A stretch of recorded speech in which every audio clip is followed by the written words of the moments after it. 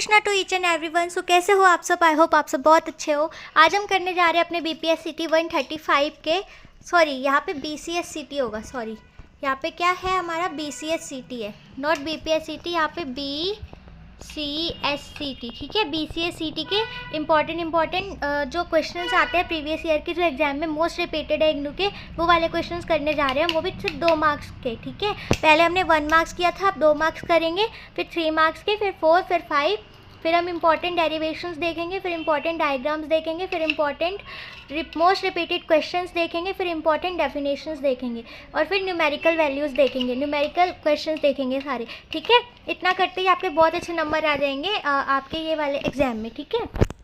तो आते हैं क्वेश्चन नंबर 1 पे आते हैं। ये सिर्फ 2 नंबर के क्वेश्चन है जो इग्नू में अब तक पूछे गए हैं, मोस्ट रिपीटेड है और कई बार पूछे गए हैं, ठीक है। पहले 1 नंबर करवाए थे, अब 2 नंबर देखो। How many component are there in a system in which ethanol and acetic acid react to form ethyl acetate in water. इसमें कितने कंपोनेंट है जिसमें क्या होता है, इथेनॉल और एसिटिक एसिड को रिएक्ट करवाते तो इथाइल एसिटेट एंड वाटर बनता है। या 4 कंपोनेंट है। एक है इथेनॉल, इथेनॉल का फॉर्मूला क्या होता है, C2H5OH होता है, ठीक है। आप चाहो तो विद देयर कंपोनेंट नेम भी लिख सकते हो। एसिटिक एसिड का क्या होता है, CH3COOH ये होता है, ठीक है। नेक्स्ट होता है इथाइल एसिटेट। इथाइल एसिटेट आपने इथेनॉल और एसिटिक एसिड को रिएक्ट करवाया तो इथाइल एसिटेट बना। इथाइल एसिटेट का फॉर्मूला यहाँ पे मैं लिख रही हूँ, उसका फॉर्मूला, ठीक है। इसका फॉर्मूला है C2H5, सॉरी यहाँ पे CH3 आएगा, फिर C2H5 ब्रैकेट में, बस, ठीक है। ये होगा इसका, एक सेकेंड, अब लिखो यहाँ पे इसका, यहाँ पे मैं बताती हूँ क्या होता है, CH3COOC2H5 ये होगा इसका। अब क्लियर है, मैंने बोला आप लिख लेना, ठीक है। इसके बगल में ऐसे ब्रैकेट बना के इन तीनों की वैल्यूज़ लिख लेना। वाटर का तो इजी है, H2O होता है वाटर का, ठीक है। अब नेक्स्ट पे आते हैं, define conductivity of a solution and electrolyte and state the relationship between conductance and conductivity of a solution.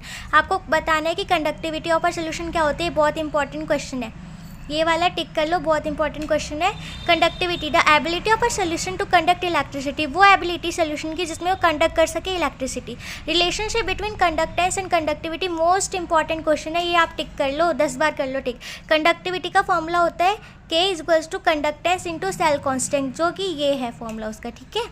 अब नेक्स्ट देखो, define transference number. Transference number क्या होता है, give its relationship with ionic mobility, इसका relationship भी देना है आयनिक mobility के साथ, ठीक है। ट्रांसफेरेंस नंबर होता है the fraction of total current carried by an ion in an electrolytic solution. Relationship of ionic mobility, transference number होता है T = U plus into Z plus upon sigma Z, ठीक है। यहाँ पे देखो इनकी वैल्यूज़ क्या है, T का मतलब है ट्रांसपेरेंस नंबर, तो पता ही हमें। आयनिक मोबिलिटी होती है U का मतलब, जेड का मतलब चार्ज ऑफ एन आयन, और जेड मतलब sum of total charges of an ion, ठीक है, टोटल सम है, ठीक है। Then the molar ionic conductivity of Li plus ions at 298 Kelvin is 3.87 into 10 to the power 3 Simon meter square mole inverse. Calculate the ionic mobility of lithium ions. यहाँ पे क्या दे रखा है आपको, मोलर आयनिक conductivity निकालनी है आपको। तो आपको सबसे पहले गिवन में क्या है, 1 नंबर तो कहते हैं ना गिवन का मिलता है, तो आप गिवन लिख सकते हो हर क्वेश्चन में। मोलर कंडक्टिविटी आपकी ये दे रखी है, लैम्डा से हम उसे डिनोट करते हैं 3.87 into 10 to the power -3 Simon meter square mole inverse. Temperature यहाँ पे 298 केल्विन दिया है। Charge on an lithium, Z = 1 दिया है। फेराडे कांस्टेंट हमारा ये है, ठीक है। फेराडे कांस्टेंट याद रखनी पड़ती है, इसकी वैल्यू ये है फेराडे कांस्टेंट की, ठीक है। नेक्स्ट देखो, आयनिक मोबिलिटी का फॉर्मूला क्या होता है, nu = lambda into Faraday upon Z into R into T. तो यहाँ पे वैल्यू पुट करी हमने, लैम्डा और F की वैल्यू ये रही, अपॉन में 1 इंटू आर की वैल्यू है गैस कॉन्स्टेंट 8.314 इंटू 290 टेम्परेचर की। अब ये सारी चीज़ें सॉल्व करने के बाद हमारे पास ये चीज़ आ गई। ये न्यूमेरिकल क्वेश्चन है, न्यूमेरिकल में भी अच्छे से समझाऊंगी, अभी इसमें दे दिया क्योंकि 2 मार्क्स में भी आया हुआ है, ठीक है। The cell reaction of galvanic cell is given below. इसका क्वेश्चन देखो, क्वेश्चन नंबर 1 वाले में भी जो 1 मार्क क्वेश्चन थे उसमें भी इससे रिलेटेड ही क्वेश्चन आया था ना। यहाँ पे 2 नंबर का दे रखा है, लेकिन अलग क्वेश्चन है, इसी से थोड़ा मिला जुला आया था वहाँ पे। ये आपकी रिएक्शन है Na सॉलिड में और 2Ag है एक्वस सोल्यूशन में। इन्हें रिएक्ट करवाए तो Na2+ एक्वस में मिला और 2Ag सॉलिड में मिला। Write the half cell reaction at the anode and the cathode of the cell. यहाँ पे हाफ शेल रिएक्शन लिखना है आपको, एनोड ऑक्सीडेशन होता है, कैथोड रिडक्शन होता है। इनका हाफ शेल रिएक्शन लिखना है, एन का होगा Ni2 + एक्वस प्लस 2 इलेक्ट्रॉन जा रहे हैं ना यहाँ से, और यहाँ पे 2 इलेक्ट्रॉन ऐड हो रहे हैं, तो ये इनकी दोनों रिएक्शंस है। Question number 6, give any application of electrolytic cells. कोई भी 2 एप्लीकेशन बताओ इलेक्ट्रोलाइटिक सेल्स के। 2 applications of electrolytic cells are, number 1 is that, ये 2 नंबर का क्वेश्चन है तो 2 पॉइंट लिखने जरूरी है आपके। नंबर 1 है एक्सट्रैक्शन ऑफ मेटल, मेटल का निकालना। Electrolytic cells are used to extract metal like aluminium, copper and zinc from their ores, ठीक है। इलेक्ट्रोप्लेटिंग क्या होता है, electroplating cells are used to deposit a thin layer of a metal, example silver, gold and chromium, on the surface of another metal or object, ठीक है। Next देखो question number 7, define concentration cells and give an example of an electrode concentration cell. ये वाला question भी 1 marks में आया हुआ है। Concentration cells are type of electrochemical cell, बहुत इंपॉर्टेंट क्वेश्चन है। What do mean by concentration cell, what do mean by electrochemical cell, ये बहुत इंपॉर्टेंट है। ये क्वेश्चन नंबर 1 में भी आया है, बहुत इंपॉर्टेंट है। डिफाइन करना है कंसंट्रेशन सेल को। A type of electrochemical cell where the EMF is generated due to the difference in concentration of the same electrolyte at 2 electrodes, ठीक है। Example of electrode concentration cell आप दे दो, CuS + Cu2 + 0.1 मोल, फिर यह double line लगा के Cu2 + 1 मोल CuS, ठीक है। यहाँ पे कैथोड होता है, यहाँ पे एनोड होता है, और बीच में ये वाला सिंबल होता है। यहाँ पे देखो, in this cell the same metal copper is used to both electrolyte but the concentration of Cu2 + ion is different. This difference in concentration generates an EMF। Write a balanced cell reaction for the galvanic cell represented by the following cell representation. Ni2 + aqueous Vb2 +। यहाँ पे देखो balance cell reaction आपको balance करनी है, ये वाली cell reaction, ठीक है।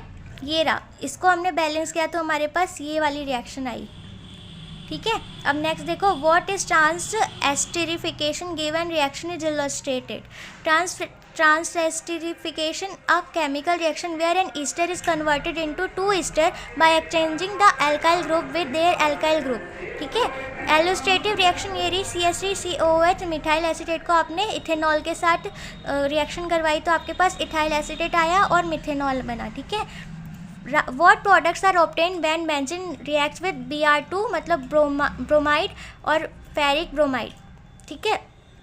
क्या होगा अगर बेंजीन को रिएक्ट कराया जाए Br2 और FeBr3 के साथ, तो क्या बनेगा, ब्रोमोबेंजीन बनेगा। क्या बनेगा, यहाँ पे ब्रोमोबेंजीन बनेगा।